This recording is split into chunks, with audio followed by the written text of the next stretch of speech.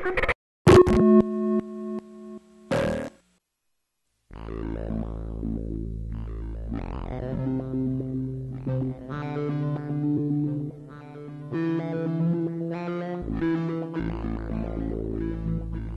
control the horizontal. We control the vertical. Peer into the infrared.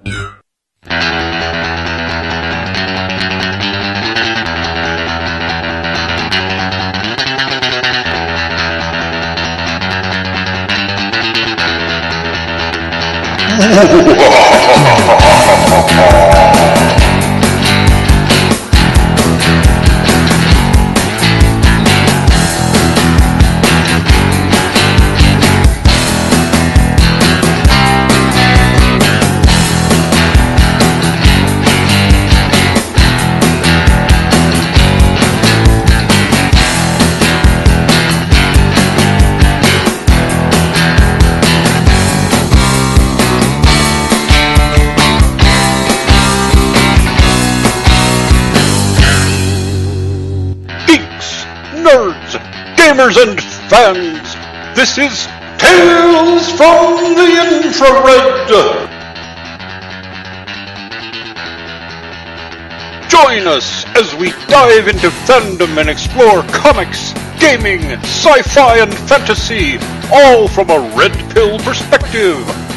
Hold on to your phasers, it's time for a nerdgasm!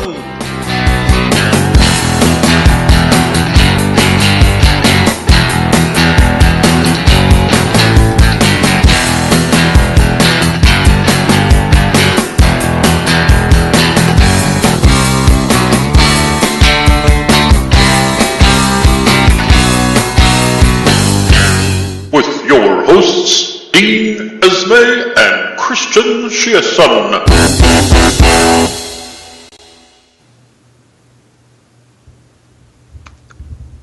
Hey everybody, welcome to another episode of Tales from the Infrared. Again, we are here for another week. This is the third week in a row, and that's because Erin Pitsey is on hiatus, or rather her show, Revelations with Erin Pitsey, is on a short hiatus. She's tired. It's understandable. She did 2 events last month, and she had to fly from London, England, to Canada, then back, and then back again to the States for the AVFM conference. So, we're here for the third week in a row, and joining me, as always, Dean Esme, the neckbeard bastard himself. You know, it's my neck beard is increasingly well trimmed because I'm being encouraged to be well groomed by my patriarchal overlord Elam. So, but still, it is a beard. And of course, joining us as always, running the back room, James Huff. How's it going, James? Hi. And joining us again, Jim Kelvarn. He's our show notes runner, and he's responsible for all of our research. Jim. Can't get rid of him. Dude, you know, you can't get rid of the workhorse. The workhorse is the one that keeps things running right. There is that.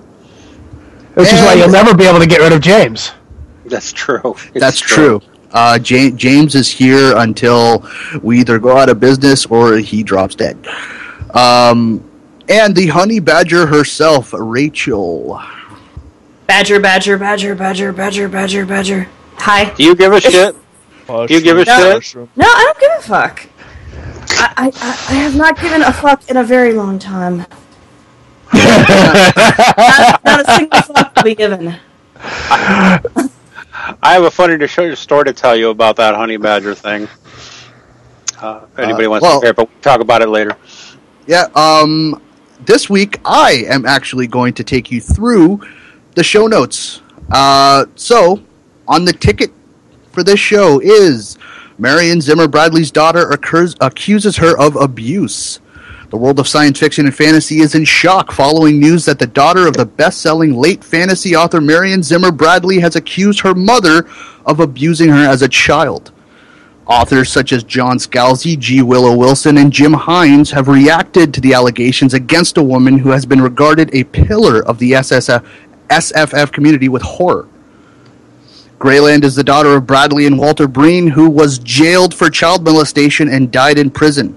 Greyland wrote in her email to Moen, "I put Walter in jail for molesting one boy. Walter was a serial rapist with many, many, many victims. I named 22 to the cops, but Marion was far, far worse." In other news, Kim Kardashian's video game is on track to earn $200 million in revenue.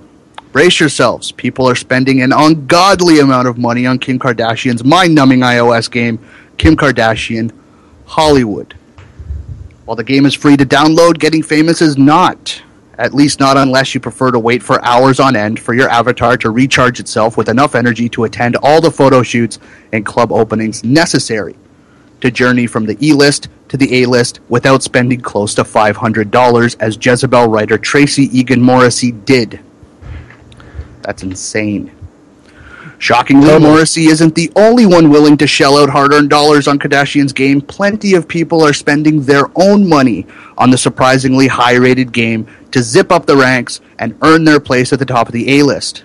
According to Bloomberg News, since its release on June 25th, Kim Kardashian Hollywood has peaked at the second most downloaded free game on Apple's US App Store and currently is the third most downloaded free game. Moving on, why can't Thor be a woman? Geek culture isn't just for guys. This is not She-Thor, this is not Lady Thor, this is not Thorita, this is Thor. This strong statement is how it was announced that the next wielder of Mjolnir will be female. The news has been met with zealous yet mixed reactions. Amid the witty responses that emphasize the inherent dynamism of comics, there are some who seem to feel that there could be nothing worse than a female Thor. The burgeoning Thor controversy is part of a network of problems to do with the representation in comics. But one aspect in particular weighs heaviest in this context. We as a Western culture still struggle with androcentrism, the belief that male experience is the norm and that everything else is at best a derivation of the norm and at worst abnormal. The negative reactions to Thor indicate discontent with the change in the status quo. It is a violation of what some fans consider to be true, to be normal. However, it's not just change that is being rejected, but the possibility that the male norm is being revised. Yes, Thor has undergone previous changes. He was even a frog, but a male frog. In this way, maleness is continuously seen as the center of Thor's universe as the norm and femaleness as an aberration. Who wants to talk about what? I want to hit on that right now. Oh, God. Okay, first off, what were you... Okay, if we're going to go... It sounds like everybody wants to go after Thor first, which is fine by me, but what were you just reading that opinionating from? That was from the... Muffo, I believe. Muffo, or was it... No, The Guardian. The Guardian. That was The Guardian. God. You know, okay, I'll go ahead and just give my opinion. I really don't care that they're messing with the Thor mythos, because if you've studied Norse mythology, you know the Thor comic book has always messed with the Norse mythos and doesn't get it all that correct in the first place. Nor do I really give a fuck about this particular character so much that I care that they're doing this. I really...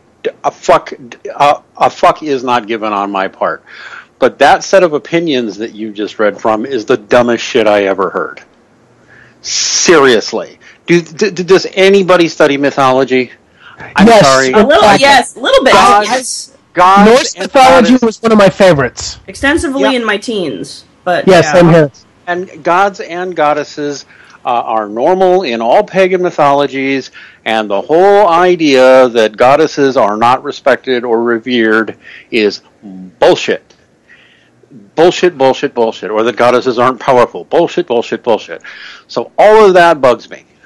The whole thing that maleness is valued over femaleness, once again, depends on your context. Bullshit, bullshit, bullshit. The only problem here is that these are comic books that are meant to be adventure stories for boys, so why are you fucking with it? But otherwise, everything I just heard is just so wrong. I don't know where to begin. Somebody else give it. I know exactly where to begin. Let's start off with the androgenophobia, whatever the fuck that was. Oh, androcentrism. Androcentrism. I want to punch someone in the face for that word. Rachel, David Futrell might be listening. Well, fuck him in the neck. But yeah, it's you know what? He probably has the roles that you could fuck him in the neck. Well, just pick a role. Okay. But the problem I have with this is, if you even look for even a half a second when guys are trying to date women, it shows they're doing everything they can. They're changing everything to suit what the woman says they want. I mean, the dating arena is the biggest, is what proves all of this bullshit at the shortest glance. It's like, I want you, please do what, give me what I want, please. I'm begging. This isn't. Oh gosh. This is one of the biggest things that proves that this is a bunch of total horseshit. They're saying that men don't respect women, and you know what? In this day and age, the way things have been getting, why should we? I mean, if the attitude is give me, and continuously give me, no. Why the fuck would you want to respect someone who doesn't return the respect, who doesn't return anything? Yeah. I have a couple of problems with this. Go ahead, Rachel. Well, not with what you're saying, Jim, but I feel like this is an insult to my intelligence and the intelligence of every female comic lover, because they think, oh my god, you're so stupid, you're stupid enough to just buy into this crap. We know that this shit is mindless pandering, and it's really the kind of shit where we're like, oh, we're progressive, but really you're trying to say, don't sue us, we're not sexist, is what you're trying to say. And it's horseshit. Create new characters, okay? This is laziness of the worst kind.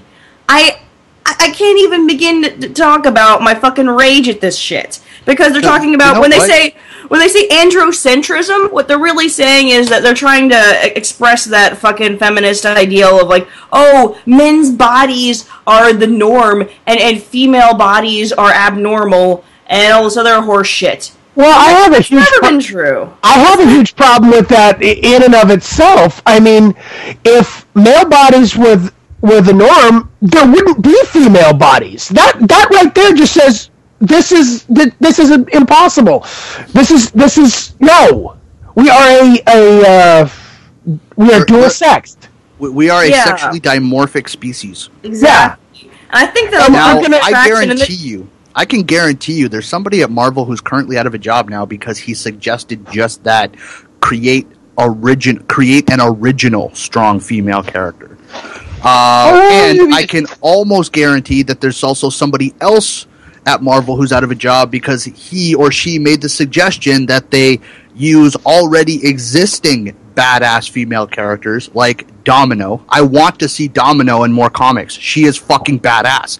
Domino, Mockingbird, Jean Grey, Storm. You want me to continue with the fucking list? Isn't there Thor is a long list. Dick? Why would you There is a long Storm? list of incredibly badass female characters within the Marvel Universe. Sure, there are hundreds of characters in the Marvel Universe that are, for the most part, useless, because Marvel, for a time, went through this period where they were just throwing out new characters, hoping that something would stick. But there's a fairly long list of badass female characters that nobody at Marvel is doing a goddamn thing with.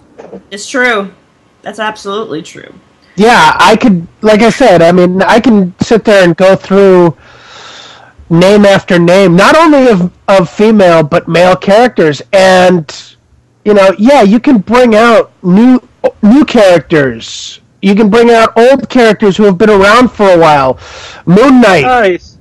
Can I suggest, even if you want to stay within the Thor Norse mythology universe, you can have some of the Norse Freya? goddesses. Freya is right at the top of the list. Yeah, or an Asgardian, or something like that. A female Asgardian who just happens to be around. You could have a really kick-ass. You could have like the Queen of the Valkyries. I mean, there's just so much there. No, we have to reinvent Thor, and what it is laziness, because it's like, because we've been shipping this title, and this title doesn't sell that well. I can even see some women being a little disappointed because they think Thor is hot, and now it's a chick, and they're like, I don't even think look how she's dressed. Like, you see the concept art, right? Like, no, I haven't. Okay, there's already a concept of the female Thor, and she is dressed rather provocatively. Let's just feminist. The social justice warriors. The feminists that bitch about a character like Lara Croft from Tomb Raider, how she dresses, they're gonna have a fucking heyday with the female Thor. So it's like, we're not sexist. But can anybody want to just guess where this information was actually debuted? What outlet? Oh yeah, it was The View, wasn't it? The View. It was first announced on The View, so don't tell me this isn't some fucking pandering scheme. Who the fuck would debut information about a change to a comic book character on a show like The View, where the hosts of that show probably don't even know what a fucking comic book is? Yeah, I'll have to agree to that. It's just, isn't Thor also like a character that is in the beginning a complete asshole, and then eventually becomes that was the movie.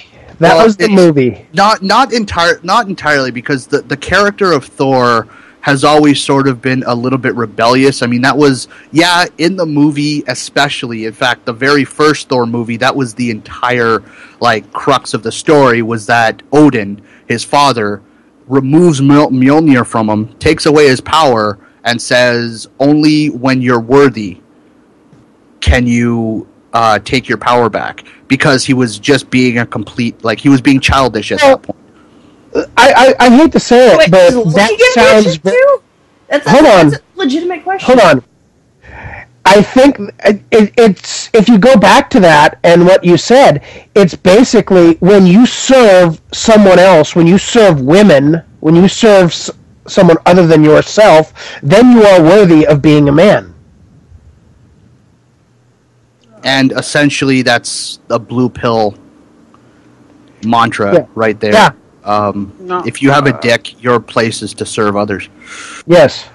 An interesting thing is that there used to be a popular Marvel title called What If, which I don't think is around anymore. And they did do a What If. So, what if the person who found Thor's hammer was a woman, and they had a whole episode with Thor as a woman, and it was kind of fun. But it's like, in the end, the main thing that gets me about this is, other than the fact that it will probably boost sales of the comic for a month or 5, long term, who's going to give a shit? 6 months. The Thor comics, just Thor, never really sold all that well to begin with. They didn't actually start becoming a little bit more popular until the Avengers comic series. Yeah, and it's funny that they start making a lot of these changes. Captain America becoming the Falcon, Thor becoming a woman, when these characters have become popular. Yeah. It's classic co-option. Oh, jeez. But the thing is, as we've already established, feminists are still not going to be happy because they can't be happy. Yeah. There will be complaints. She's going to be too sexy. She's going to be, she's going to be too something. That makes female Thor not female enough. Yeah, and you can see her cleavage. Why can you see her ass cheek? Camel toe. I can see camel toe. Yeah. Why is she dressed like she's at a swimsuit competition? Why? Well, Kimsky said it in the chat room. It's when everything becomes popular. That's the problem. That's when it happens. That's when they come in and say, we want this. We want this. It's when it becomes popular. To go back to some pickup artist theory, it's the social proof, the social currency. The more popular it is, the more women want it. Now, they just want to go over there and plant their flag on it. Could we go so far as to say, in a feminist world, success is ultimately the downfall? Well, what is exactly a feminist world, though? Because they all have their own little mini subgroups that all believe different shit. So it's really difficult to find anything that would even be feminist that all feminists would approve of. So it's we had this discussion last week. Name me the issue, and I can tell you why feminists are going to be unhappy with it. Even when they get their way, they're going to be unhappy with it. Essentially, it's like the splitting of the Christian religion into, like, what was it? I think now there's almost 700. No, there's 3,000. 3,000 different versions of Christianity out there, all pretty much picking from the exact same source material and just disagreeing on what it means. Essentially, feminism is ending up just like that. There are so many different factions and so many different people working with the same material but interpreting it in different ways. Which may be part and explain why they have to spend so much time complaining about male behavior, because otherwise they'd be forced to turn on each other. Oh, they already do that, but usually it's when feminist is a male. Actually, there's a quote. Actually, I just watched the movie Dark Shadows. It's the Tim Burton film with the original show was 1,000 times better. It's Tim Burton and Johnny Depp.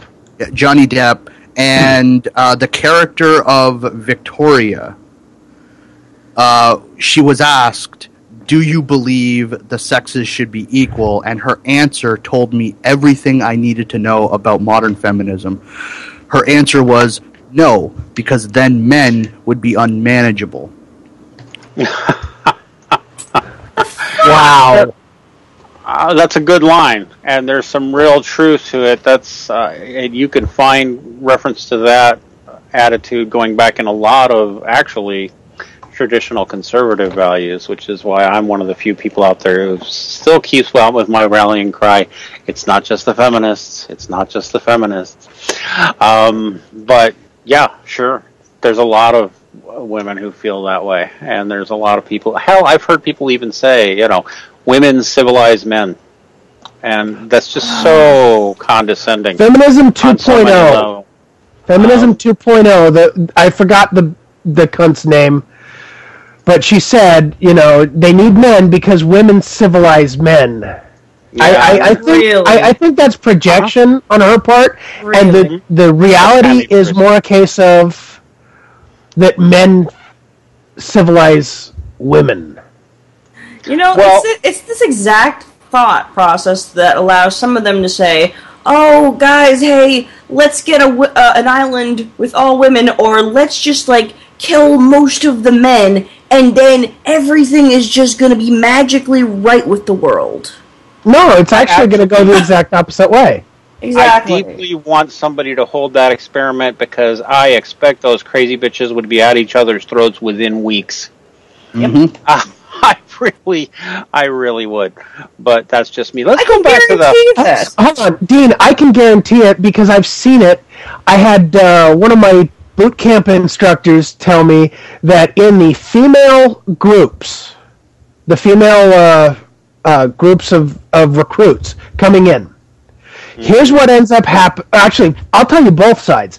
Here's what ends up happening. For the male groups, they start off at each other's throats, and by the end, they are like brothers. For the female groups, it's the exact opposite. They start off, all together and all yay, we're a team, blah blah blah. By the end, they're ready to rip each other's throats out. Yep, that's actually true. I've lived with groups of women before for things like in college and other situations, and it's just terrible. I remember every time I'm in a situation where I think to myself, unless it's like honey badgers, that was actually a wonderful experience. If ever I have to, if there's a situation where I have to spend long periods of time just living with women, I think to myself, oh fuck, this is gonna be hell. Because I know exactly all the fucking mind games that they play. I know exactly what's gonna happen, and then they get pissed at me because I'm antisocial, and I just choose to opt out of it. You know what? I think the antisocial female is probably more rational than the normal. They're like, oh, you're too good to hang out with us. And I'm like, no. You got a bunch of fuckwads. Leave me the fuck alone. But let's get back on topic, I guess. Well, I wanted to say something, too, about that whole... I just want to go back to the body image thing. More than any... First off, if you look at classical pagan mythology, you always had reverence for the female form as well as the male form. Although I noticed that the ancient Greeks and the ancient Romans tended to idealize the male form over the female form. At least if you look at their statuary and their art, they tended to be a little more into statues of males, nude males, and all that with these perfect bodies and whatever. But in our current culture, how can anybody watch television, pick up a magazine, or anything else and not notice that in our current culture, we idolize the female form well above the male form? We idolize the female. We idolize the female, period. Well above the male. From an artistic perspective, and I've taken a good amount of art history, one of the reasons for when they started doing the male form is that it was taboo to really depict the female form in certain ways because it was almost sacred. And then eventually they started to depict females, usually around the time that they started getting more rights in the culture. Usually people started being a little bit more laid back and shifting out of the survivor mindset. And then they start depicting females naked and things like that. And also, a lot of the artists, a lot of the artisans who did these statues were gay. They were gay men. Gay men being artistic? Oh, gosh, who would have thought of such a thing? Yeah, but well, you just. Of course, they liked the male form. Of course, they loved. I remember in classical Greek statuary, you would not see a female naked. They would always be what they called draped. Period. That was towards the very end. Right. But in the really early classical period, you would not see a nude female statue. You just wouldn't. They would be draped in some fashion. And yeah, it was because it was considered disrespectful. The female form was a little more sacred. Yes. But they did idolize the male form. And some of that old statuary is really quite gorgeous. But I'm just saying, okay, and if we believe the feminist history lessons, women were more oppressed back then, and that was a period where most of the art idolized the male form. Now we're in a culture that idolizes the female form, and apparently women are more oppressed than ever. Well, you often see, and this is just from my experience looking at history and things like that.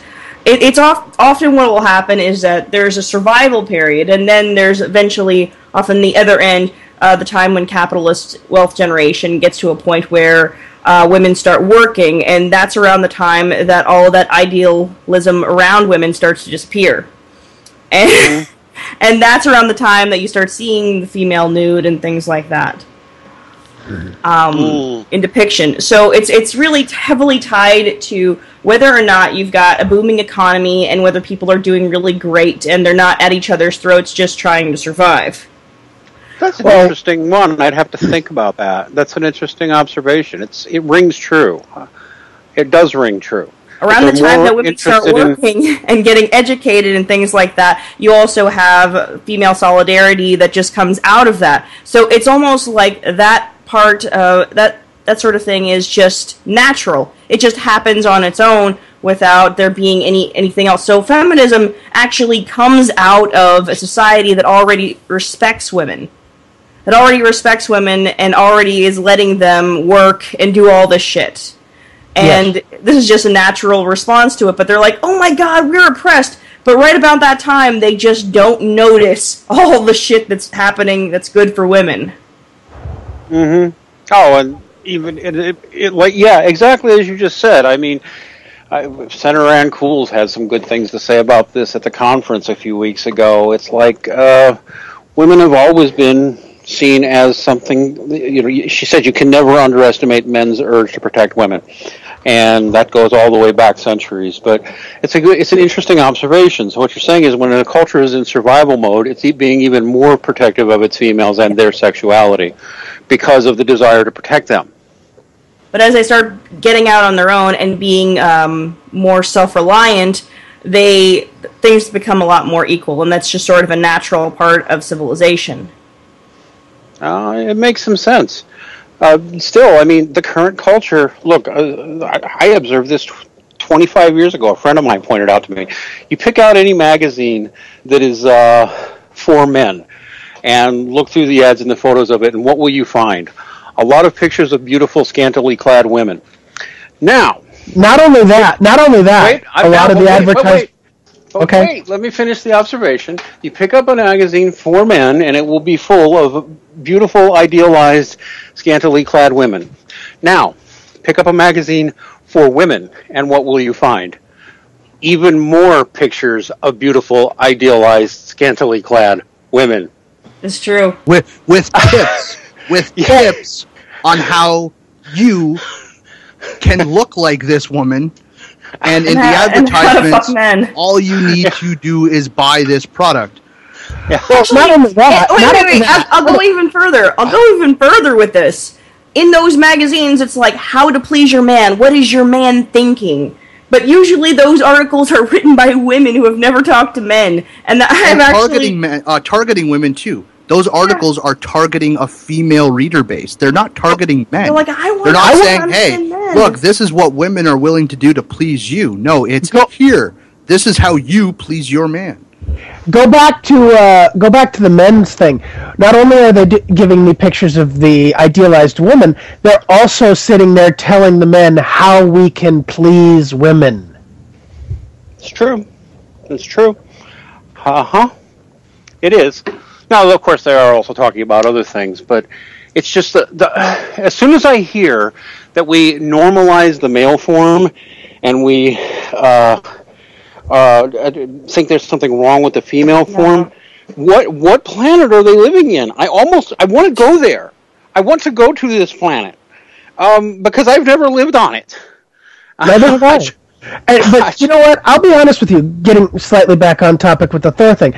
I didn't want to touch this topic. Until I saw this Guardian article, I didn't really give a shit. Yep. That's how I felt. But when they started saying, yes, this is how society is.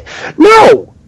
This is not how society is. If you just pull your fucking sunglasses off and look around, you sit there and you see, we idolize female. We want females to be happy, which of course, it seems like the more we try to make females happy, the less happy they are. Yeah, that's a whole subject on and of its own, but... Yeah. It's not the fact that they're trying to depict a strong woman, it's how they're going about doing it. It's the social justice plan where they basically go out and instead of creating new characters and, developing these new characters, making them strong, making them self-reliant, making them good role models, they say, well, fuck that, we're just going to plant our flag on already existing characters. And we've seen that, and we've talked about that in previous shows.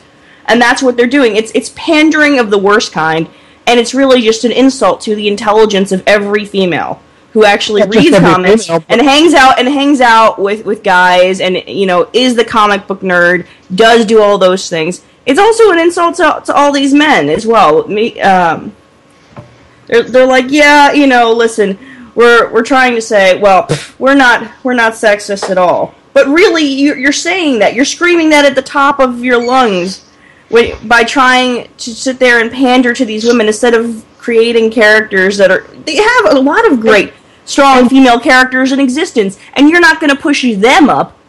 You're just going to plant your flag on something else. Yeah, and I think that's because it's popular. Yeah, I think that's, like I said, it goes back to the social proof, the social currency. And that's what women work on, is the social currency. Who has the most social currency? Which is why they're not interested as much in like making sure that there are more female ditch diggers and plumbers. They just want to make sure that they're the top CEOs and that they're politicians. That's You know, in the end, I see this. I mean, who knows? Maybe they'll get a really clever writer who does something really interesting on it with this. But 99% likely, this little stunt will flop. It will increase sales of the comic for it's flopped 6 before. months to a year, and then nobody will give a shit anymore. Every time they've changed Thor, it's flopped. Every time they've changed out Captain America, it's flopped. It's the short-term thinking, and I see this a lot with all over. I mean, if you just pay attention, you see people short-term thinking. What is best right now? If you look long-term and say, okay, yeah, it might be a little bit harder on us right now, but in the long term, it'll be much more effective, much better. I don't have a better way of putting it than much better. It'd be more effective, more profitable in the long term doing this. Yes, there might be a balance that. Making a new comic about the Queen of the Valkyries and her adventures on Earth, wouldn't that be fun? And that wouldn't be pandering to anybody. That would be an interesting story of its own right. Would. And there would be a lot of potential for some very fun stories to read there. Yep. And I think that's where our society used to be was we thought long term. What is our long term goal? What is the best for the long term? And when you think in that, you look completely differently at so many different things, and all the short term stuff that might be good in the moment but later on will be completely worthless. Tell you what, I have an idea. Let's make Wonder Woman a man, and that'll balance the whole thing out. Equality! Wonder Man! Yeah, oh gosh. Actually, Marvel has Wonder Man, but I think, Yeah, no relation, different. Yeah, no relation. Oh, yeah. Totally different. But, yes, Marvel has Wonder Man, and I think somebody went along the lines of, well, DC has Wonder Woman, let's make Wonder Man. And he is he's gone through some changes, but when he was first introduced, he was kind of a male version of Wonder Woman. Well, I think this is a nice tie-in to the Kim Kardashian game. That's a shit ton of books on its own. That's just like so much shit right there. Well, I mean, this actually. It sort of ties into one of the topics we had last week, which was the COO of EA, Peter Moore, defending the free-to-play, pay-to-win, exploitative business models, because this game is nothing more than that. Oh, gee. There are so many paywalls, and there are time lockouts. Like, you only get to play for a few minutes before, you have to wait 2 hours unless you pay this amount of money to, take the time lockout away temporarily until the next one. All right, somebody explain this Kardashian game to me, just so I get it straight. I haven't played the game, but I can tell you right now what it probably is, because I've played games like it. I think it's a Facebook game and a downloadable game, and probably what this is, and this is just me guessing. I have not played this game. Just let me go on record for it. She's played it. I have not. I absolutely have not, because I saw that, and I was like, and I cringed, and I'm like, nope, fuck this. But it's gonna be like a lot of those Facebook games where it's gonna be like, pick your outfit, and now you got to go and try and woo the people, woo the crowds, and by the way, you can buy all of these things right here, and it'll help level you up. But it's really this kind of fantasy shit where the girls who are never quite popular really want to fantasize about that Cinderella story where they start from nothing and go up to the top. But that's not the story of the Kardashians. The story of the Kardashians is we were rich and then we just clubbed our way to success. We clubbed and partied and got drunk off our ass and smelling of alcohol and vomit. We just pulled through.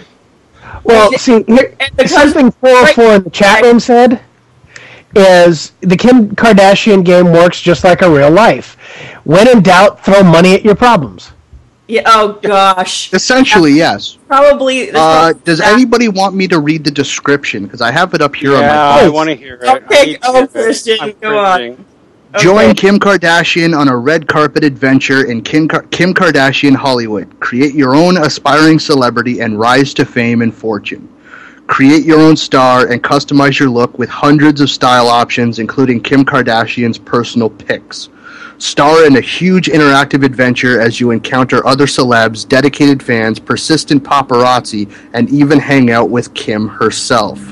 Rule the red carpet as an A-list movie actor, cover model, fashion designer, and more. What you do is up to you. Take over LA in a virtual world complete with exclusive clubs, upscale boutiques, and luxury homes. Travel to New York City and Miami. Date and dump celebs at the best parties and hottest clubs. Flirt and become the next huge celebrity power couple. Bring your friends along for the ride using Facebook. Help each other rise to fame, compare styles, send gifts, and see who can be the biggest star. This is perfect narcissism. Perfect narcissism right here. And the thing about these Facebook games is this. The thing that pisses me off the most is like, okay, this is a social game. And when they say social, they mean you cannot do certain things in the game without having like 20 friends or 5 friends to help you do things along the way. So then you gotta poke people on Facebook and say, hey, can you help me in playing this really, really stupid piece of shit game? Because I really can't get anything done without you. Can you like harvest my crops or help me build this coffee machine or help me build this tower? I'm like, fuck this. This game it's a narcissism trainer, essentially. Oh. Yes. No, I think you already have to have a certain amount of narcissism to find this game interesting. Because this is really a non-kind of story. Because, when you look at the story of the Kardashians, and God help me, I did. Flying Spaghetti Monster, help me, I did. What happened is that they, the mom, I think, was always been rich, and then she married another rich guy, and then they divorced, and then she marries Kris Jenner, and then she has all of these amalgam children together become like these powerhouse of stuff built out of the connections of their parents. They're like, you want to be a fashion designer?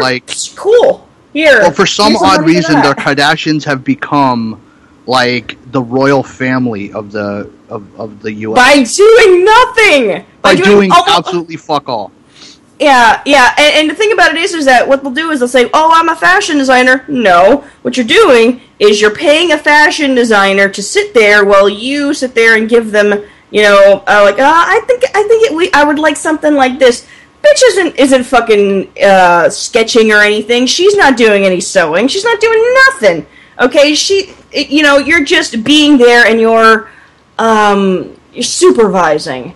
I mean, and even then, you're probably having a supervisor underneath you to make sure that your fucking choices aren't completely terrible. It's really a non-kind of story. There's no success story with the Kardashians. The only story is the success of the right connections and kissing the right people's asses. If that could be called an accomplishment. No, it's like somebody like Hillary Clinton hiring a ghostwriter to write her book for her, but then she just puts her name on it as the author. Oh, fuck. The thing is if I get it right, basically this game is set so that to advance, you're going to wind up having to give money over time. Yes. And so you're going to it's one of those games where if you want to go from the beginning to like the top tier, what they call A-list end game content, if you don't pay any money, it's going to take you months. Or you could pay money and get there in about 20 minutes. Which is pretty much how the Kardashians made their fame, if I remember. I don't know, because I try hard to not keep track of celebrities. Well, yeah, exactly. That's what they do. That's everything right there. It's just throwing money at things. I guess, I don't know. All right, though, but apparently being attractive and having great hair, and I can respect that to some level, but really. So, M. Ragtow in the chat room said Kim actually made a sex tape with some unknown rapper to get noticed, and she slutted it up to get famous. And I'll have to agree with that. Yeah. I mean, that's what a lot of these heiresses do, to be honest. I mean, that's what Paris Hilton did. Basically, they actually get paid to go clubbing places, or they did in the early 20s. And that's basically how things go. They're like, well, you're really known for being all crazy.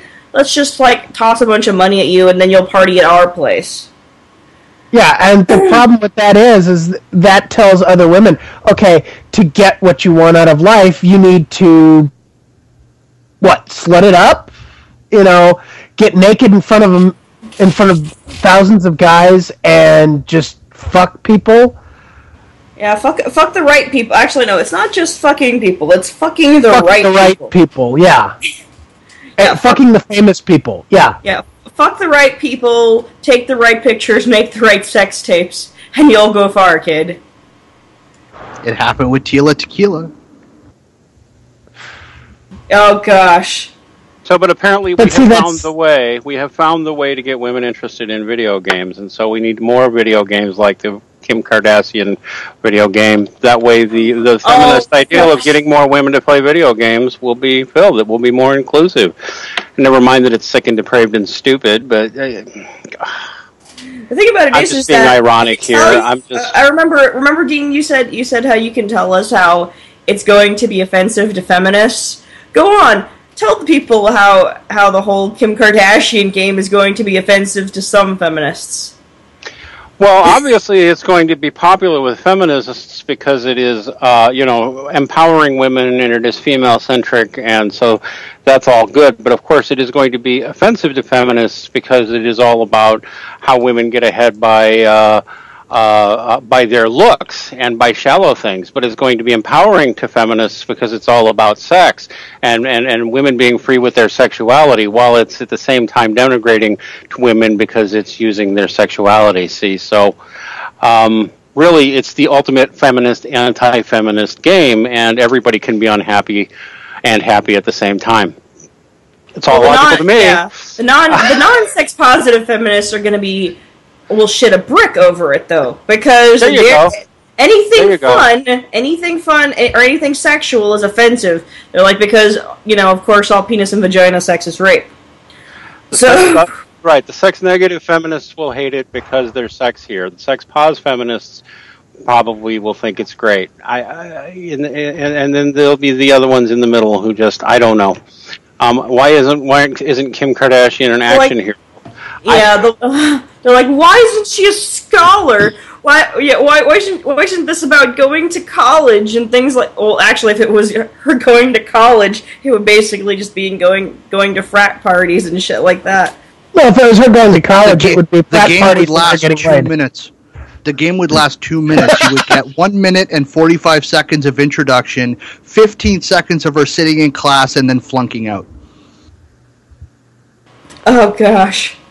But I have to ask, in this game, can you actually create a male celebrity? Probably not. I don't know. I refuse. Just all those Facebook games, all the new iOS and Android games that I've seen come out, they seem to be nothing more than narcissism trainers. I played Royal Story for a while, but then it asked me to get friends involved, and nobody was interested in that shit. And to be honest, I kind of lost interest. The whole thing that was fun about it was, okay, now I've built a coffee machine, let's go make lattes. And I'm planting crops, and I've got a magical cow now. This is going to be interesting. No. More cowbell. Yeah, and now that I've got all these cows, I don't have enough room for them. Jim, can you say that like Christopher Walken? No, I can't. I haven't worked on my Christopher Walken impression for years. More cowbell. I can't. That's about as close as I get. Well, I mean, like the only reason why I ask is because if you can't create and play a male celebrity character in this game, why not? I mean, you hear from feminists. Well, for games that are not marketed for women, you constantly hear the feminist bitch. Why aren't there any female characters in your game?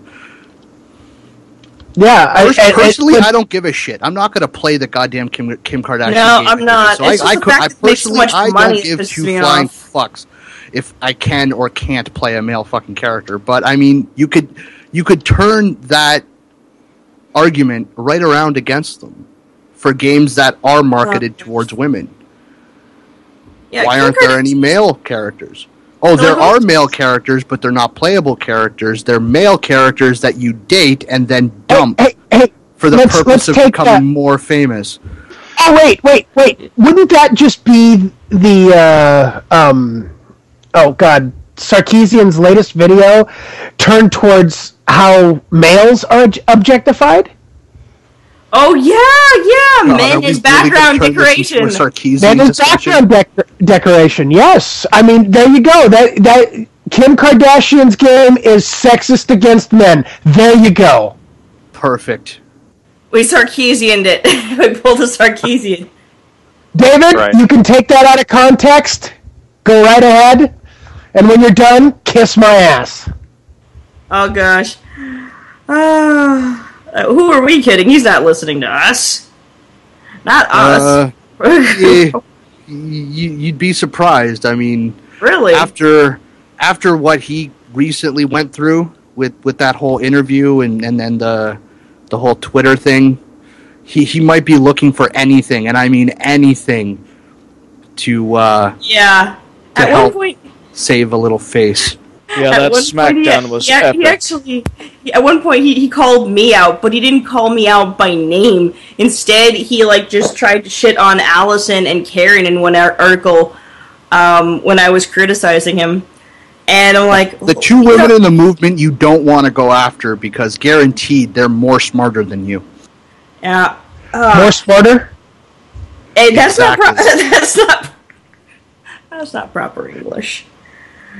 I guess we got to talk about Marion Zimmer Bradley. Yeah, this is the one that really kind of this one really breaks my heart because when I was in high school, I spent a lot of time in the library in the science fiction section, and I read everything. And Marion Zimmer Bradley was like half the books. And I will say she was a phenomenal writer. I love sci-fi fantasy. She did a great job. But to hear, how fucking horrid of a human being she was. That's now awesome. is there is it actually true though, or is this just an allegation? Well, the thing about it is that the daughter went and only came and talked about this after she was dead, and that actually kind of fits, to be honest. I mean, when you have that kind of abuse, and you've been abused by your mother, and people in a culture where people only really want to hear about, that kind of men. Yeah, I only want to hear about abusive men. I think she knew that there was no way she would be able to put away her mother. She ratted out her dad for abusing some kids, but she knew probably that nobody could touch her mom. She was probably really afraid of her more than she was afraid of her dad. Here's the thing. Not only do we have the daughter coming out and saying that this woman was horribly abusive, more abusive than her husband who went away. But what further backs it up is that if you, I did some reading on this, and there's two problems here. First off, Marion Zimmer Bradley knew that her husband, I don't remember if it was a husband or a boyfriend, knew he was a pederast, knew he had a thing for little boys, and had raped multiple boys, and didn't care. Okay, so she knew this, and she didn't care. That tells you something about her right there, and the fact that she never got in any trouble in the first place tells you something about the legal climate she was living in. Because she was she was sworn under oath and talking about things she knew her husband was up to. Why nobody ever thought to press charges with her? Well, can I say the words pussy pass?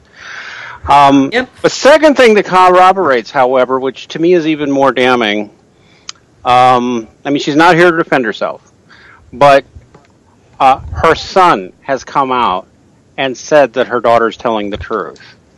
Her son, basically, the daughter is coming out and accusing her mom, and the brother has come out and backed her up 100% and said that their mother, Marion Zimmer Bradley, was far worse, and that she was a hideously, horribly abusive mother her whole life, that she always had been until the day she died. So he's backing her up 100%. So at this point, I can't, I find it believable. What I'm curious about, because I haven't been able to make myself do too much reading, I understand G. Willow Wilson and John Scalzi have both made statements. Did anybody catch what they said?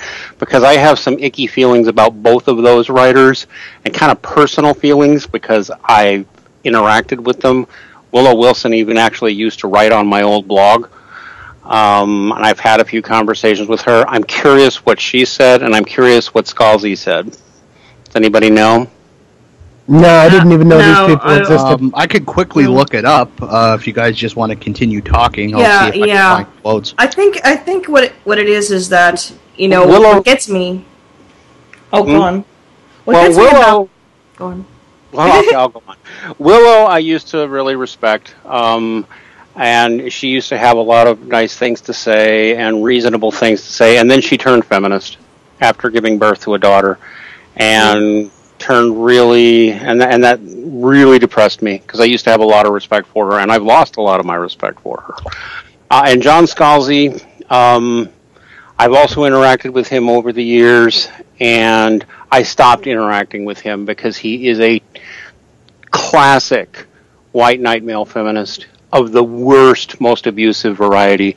And knowing what I do about his background, I'm actually pretty sure he's an alienated child who had an abusive mother, and blames men for it. And I don't care if either of them are listening and hear me say that. I believe that both of them turned evil at some point and turned misandrist at some point. And they're both kind of big figures in SF and fantasy. And I've known them in the virtual world for years, and I don't have much to do with them anymore because I think they both believe very hateful and bigoted things now. So that's just why I was curious.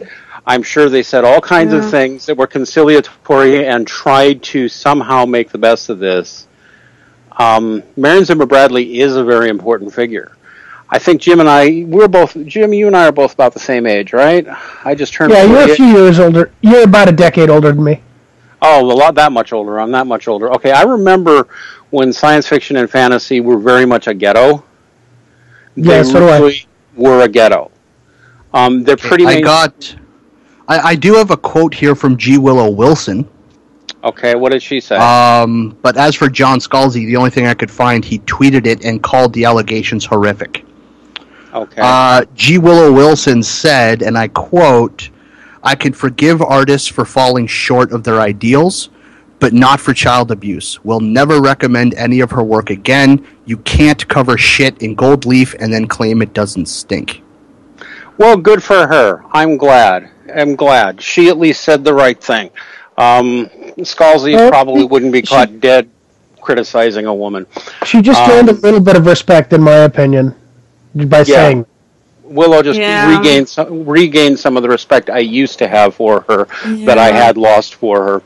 I actually did find a quote from Jim Hines. I don't know who that is. But what is it? I'm proud of, and I'm quoting, I'm proud of those stories. I believe the Sword and Sorceress series was important, and I'm grateful to Bradley for creating it. I believe her magazine helped a lot of new writers, and her books helped countless readers, all of which make the revelations about Marion Zimmer Bradley protecting a known child rapist and molesting her own daughter and others even more tragic. It's interesting Tragic? How are you? Okay, what? Oh, Well, okay, think about it this way, and I've seen this numerous times. When you meet your heroes, and and you hold them on the pedestal of being a hero, when they fall, it's that much more crushing. And sadly, I've met a few of my heroes, but I guess for some reason I'm always keeping in mind that everybody's human. Everybody has their faults. Everybody has their failings. Nobody's perfect. There is no such thing as perfection. As long as you sit there and you realize everybody's human, everybody makes mistakes, everybody fucks up somehow. Even James. Yeah. I love James to death. He's fucked up many times. What are you saying? Yeah, but here's the difference. You're talking shit about James Huff. Here's the difference. James hasn't molested a child. Well, I know. But when you add in the narcissism that most of these famous people seem to have in abundance, they're not going to have the normal failings a normal human being is. They're going to have much worse failings. They're going to be far removed from reality. And when you have that the money, you can get away with so much. I'm going to sound like a racist here. So, David, please feel free to quote me on this, and then suck rocks. O.J. Simpson. Going back to the O.J. Simpson trial. I'll go further. I mean, it does raise. Hey, no, I got it one raises. better than that. I got one better than that for you. Elvis Presley liked young girls, like 12, 11, because they made him feel a lot more comfortable, because he had a lot of anxiety around women, older women. I think it does raise a very, very important question. When somebody who is famous for making considerable contributions to a medium, in the case of Marion Zimmer Bradley, she made significant contributions to the sci-fi and fantasy genre. If it turns out that they did something horrible, does that invalidate their contributions? Like if Albert Einstein, it was discovered that he was a child molester, does that invalidate his theory of relativity? I will say that it doesn't invalidate the good things that they've done. I will honestly hold to that. It does not invalidate them, but it does call into question how good of people they were. I am old enough to remember when science fiction and fantasy were very much a ghetto, especially in the 70s as well as in the 80s, and and Marion Zimmer Bradley and Mary Stewart, I think that's her, were the ones who brought fantasy into the mainstream, i.e. beyond Tolkien. They made it kind of respectable, and they did give a lot of people inspiration, a lot of start. Okay, that said, how did this many people turned a blind eye? Because at this point, it goes. How did this many people turn a blind eye to her tolerance? Not just her tolerance of her husband's behavior, and then not even notice the way she was with her children. And even still, all the stories are talking about her daughter. Her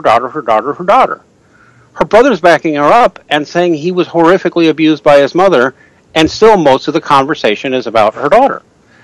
Because we don't care about men. We don't care about boys. We care about women. And the thing is, I'll say about this, too, and one of the reasons I give this credibility is not just that the brother is backing it up, but in the year I've worked with Aaron and talked to scholars from around the world about what abusive parents look like, what they're describing is classic. What they're describing is classic abuser behavior. There's no inconsistency there to look at and say, wait a minute, that doesn't sound like the normal pattern.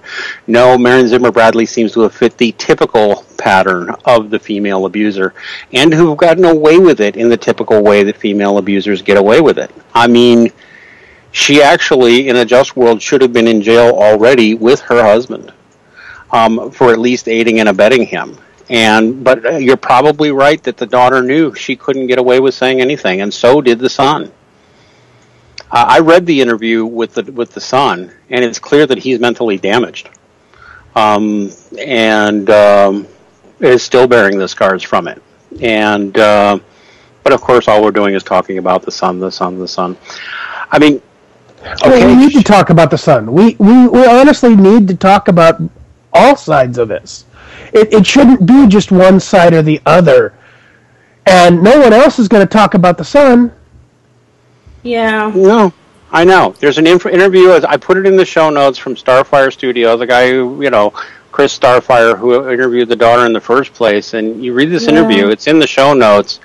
It's really clear that Marion... and there's the other thing. You can't find a profit motive in them doing this. At least I can't find one. In fact, I would say that the fact that they brought this out might hinder any type of profit from residuals from Marion Zimmer Bradley's books. How blind were the people who were working closely with Marion Zimmer Bradley to her behavior? I mean, I don't know, maybe they just never went to her house. Maybe they never saw her with her kids. Or maybe she was good at covering it up. I don't know. I would say she was probably really good at covering it up. Yeah, those kinds of predators, they get pretty good at covering their tracks and things like that. And from the way that it was described, it's really, really scary because she sounded really predatory and violent in the way that she was molesting these kids. So it's really sad. Money, a gizmo in the room says money blinds people. It does. I know that you're right. Money blinds people. Status blinds people. But I'm going to say sex plays into this too. I think people are less willing. We actually know women actually do commit. Are in a majority of cases, women either are the direct abusers or co-abusers. It sounds like she was a co-abuser, and as fits a common pattern, the worst of the two was the mother. That was what Aaron Pitsey went through. That's what a lot of people who talk about child abuse talk about. Both their parents were abusive, but one or the other was worse, and frequently it's the mother, but people don't want to see the mother that way. My own mother was horribly abusive. It took me a long time to come to grips with that myself. And I'm not trying to pick on women here. I'm just saying I know both these kids grew up around people who didn't want to see her mother any other way, and they didn't want to see their mother another way. I bet you the son had a harder time seeing it than the daughter did, because that's a common pattern too. I would agree with that. But the fact is that it's still. She was one of the authors who was instrumental into kind of mainstreaming fantasy literature, making fantasy stuff appear on the bestseller lists, and influenced a whole bunch of people. But it sounds like she was a psychotic. I don't know. Maybe genius and insanity go together. That's been often observed, right? Yeah. I mean, I'm not going to buy any of her books. Although part of me says, why would I care? She's dead. It's not like she's going to benefit from them anyway. I can tell you that H.P. Lovecraft was a horrible racist, yet a brilliant writer in a lot of ways. There were a lot of great writers and artists who were real shits in real life. I watched the movie that was a biography of Ray Charles, which Jamie Foxx won an award for. And I remember my wife and I watched it and liked it, and as soon as it was over, my wife said, I had no idea Ray Charles was that big an asshole. And I'm like, yeah, and me neither. Because he was. So, I don't know, but this goes beyond just being an asshole, doesn't it? I mean, you're talking about a really nasty predator here, who got away with it her entire life. Not just an asshole, but a monster. Yeah. Yeah. And it is disturbing. I'm at least glad that there aren't people leaping to her defense. I can't help but think that if it were her son who had come out with the allegations first, he'd have been having a harder time being believed. Yeah. And I find that unfortunate, but well, shit. Yeah. Well, you know what? I think it's time for the bonus round. Bonus round. Bonus round. Yes. Okay. bonus Okay. round. What was the bonus round? What was it? Apparently, feminists are getting pissed off about the fact that Star Wars Episode 7 doesn't have enough women. Oh, fuck them. J.J. Abrams misses his chance to make Star Wars history. Star Wars Episode 7... It is immediately apparent that Abrams and company had zero intention of improving the lopsided gender ratio of the previous movies. The new cast list has only one female member on it, bringing the sum total of major female characters in the new movie, with Princess Leia coming back, to a whopping 2 whole women. Okay, Well, they don't have the official cast list out. I mean, they don't have the extended variety. I mean, they probably just have the ones that they think are going to draw interest to the movie out now. well, I've got several things on this. Number one, they just doubled the number of women in the movie. And if you include C-3PO, I mean, being a pissy little bitch. I bet he can make some nice Finnish puffs. Hey, wait! You know what? I'll be honest with you. I've been to see Star Wars in concert. He is one of the nicest people you'll ever get a chance to meet. I will. Yeah, they do. They used to. I don't know if they still do it. But Anthony Daniels is a wonderful human being. So while I will make jokes about C-3PO being a prissy little bitch, and anybody who's watched any of the movies will probably agree with me, Anthony Daniels is a wonderful human being. So, you know, when David Futrell takes me out of context, or somebody else does, you know, fuck you. No, well, you keep mentioning him. I will tell you that the attack on Rachel will be coming soon, because if you're associated with AVFM, you eventually get an article about you. So just keep working on it, and you'll have an article from him. Well, I'm hoping for one myself. It's a sign of I've managed to stay under his radar.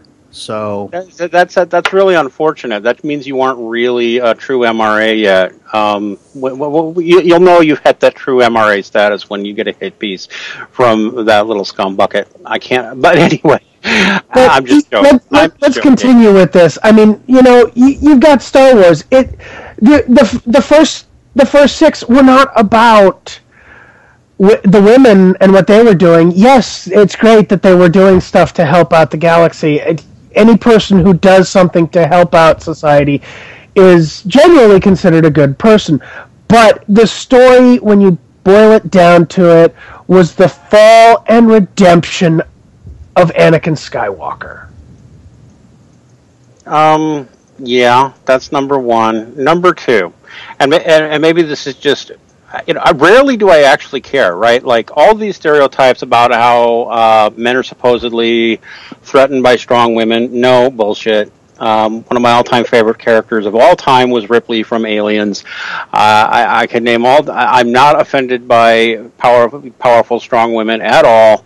But I am sitting here thinking, what you have in Star Wars is boyhood fantasy. Yes. That's what Star Wars is. It is boyhood fantasy. And frankly, it is written for boys. And if girls happen to like it too, great. You know, so what? Can't I have a male-dominated action movie? Is that not okay? Can I not have a male-dominated franchise? Well, why not? Is there anything wrong with that? Apparently there is, because the white male has oppressed everybody. There is no room for the white male in society anymore. Let everybody in the new Star Wars cast be black or Asian. I don't give a shit. But is there something just wrong with having male fantasy. I'll even say adolescent male fantasy. I hate to say it. I mean, I'm joking around with that with the white male thing.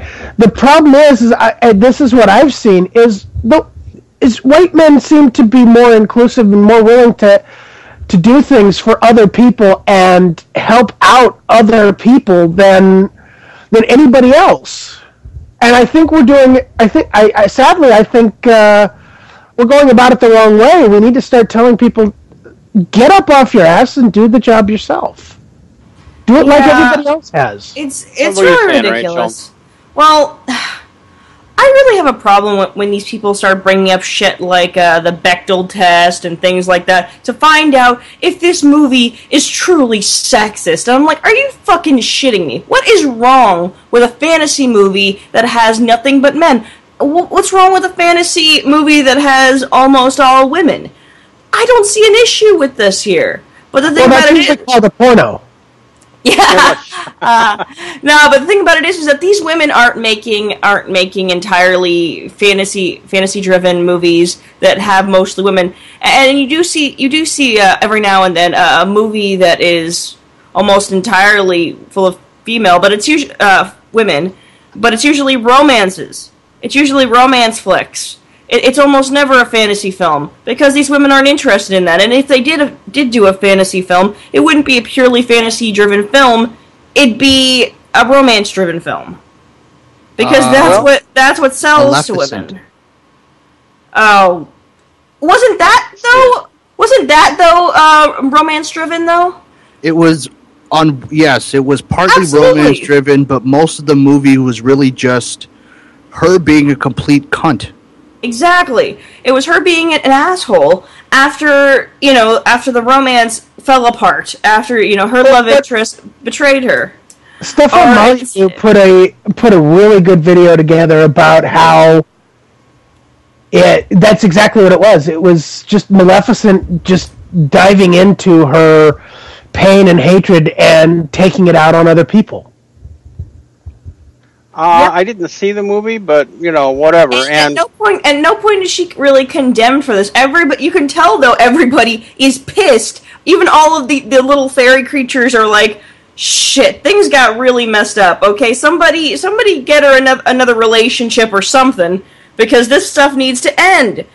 But nobody, at no point does anyone, aside from I guess the narrator, say anything that's really condemning her for her actions. Get this bitch a Midol!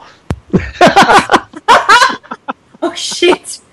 But yeah, I mean, sure, she got, she was betrayed and things like that. But in a way, she was also saved by the exact same action because it was either that or somebody coming for her head.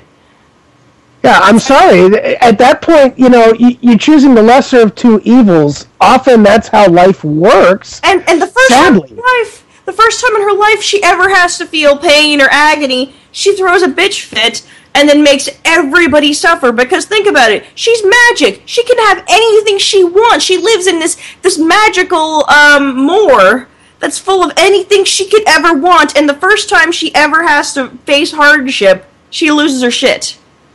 That's like the story of modern women right there. They unintentionally told the story of several modern women and that kind of pandering. And what kind of women are interested in these kinds of stories, or the women that do shit like that and think it's totally okay. Since I haven't seen the movie, it's really hard for me to comment on. Who here has seen it? I know you said Stefan Molyneux. I have absolutely seen it. James saw it as well. We actually did an extended piece on that on the Badger Pod Nerdcast. Oh, okay. Well, maybe I always have trouble. I did not watch Stefan Molyneux's thing on it. Because contrary to a strange rumor that seems to be beginning to circulate, everybody in the men's movement is a huge Stefan Molyneux fan. To be honest, I've met him. I like him. I enjoyed his speech. I'm not a big fan, but who cares? So it's like, why do I care about Stefan Molyneux's opinion on a movie I didn't see? But I'm curious what Rachel's opinion is, and it sounds like you're already giving me one. Yeah, I haven't seen his video though. Everyone was telling me, Rachel, you need to go see the video. And I'm like, if I see the video, then it's going to make it impossible for me to make my own points first, because then I'm going to be tempted to sit there and look at what he's saying and then elaborate on that instead of coming up to my own points. And my own points are that this is really the direction that Disney is going, because this is what, I guess, modern women are interested in. They're not interested in changing the depth of villains. What they're interested in is shifting the blame back to men. You saw it in Frozen, you see it in Maleficent now. Because what you're doing is you're not changing and making villains more interesting and full of emotions or depth. You're just shifting it over. Like, well, the enemy now is not angry, spiteful women or angry and spiteful men. It is, it's just men that are devoid of emotion and just can't understand how brilliant you are. Isn't that the classic stereotype of the angry woman too? He just doesn't understand me. He just doesn't listen to me. Okay, but I'm gonna take. Straight. Okay, go ahead, Dean. I've got something after you. Okay, I got something I want to get straight. So basically, the story of Maleficent is a woman who is spurned and goes on an epic tantrum. Would that be the short summation of it? She's metaphorically raped, according to the writers. Basically, her wings get cut off by her love interest, who uses that to gain political power and becomes king. And what happens is he drugs her first and then takes her wings, and then she freaks the hell out. Okay. All right. Well, I've actually got a couple of things on that and something else, which unfortunately I've lost. But when it comes to, I will point out that they basically said it's rape. What's her name? The actress Angelina Jolie said it was a rape scene. Yeah, and also the writers as well. Apparently, the writers also told her that this was an implied rape scene.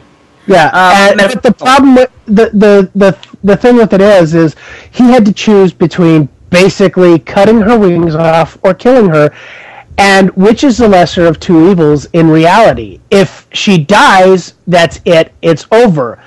And I'm starting to wonder. Are they saying that rape is better than murder, or are they saying that in the long run it might be better to murder them than it is to rape them? I don't know. It's not clear on what they're trying to point out, but it really does raise a lot of questions that they would sit there and try to cover this rape scene and leave it so ambiguous.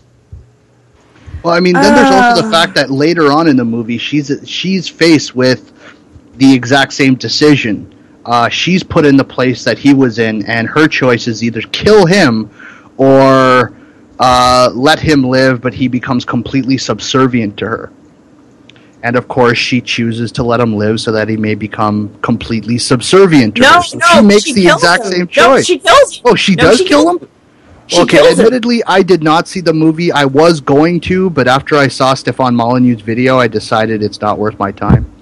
Yeah, she kills him, and that's the interesting thing, because while throughout it's explained that he is an orphan who is incredibly poor. He suffers throughout his entire life. He gains power. Why are we not focusing on this guy? Okay, he then feels the guilt after his daughter is made to suffer. It is cursed. He feels the guilt also from taking Maleficent's wings, and she never at once talks to him about it or confronts him in a proper way. Instead, she gets all histrionic and shit and causes a big scene, curses people, plunges the kingdom into fucking darkness.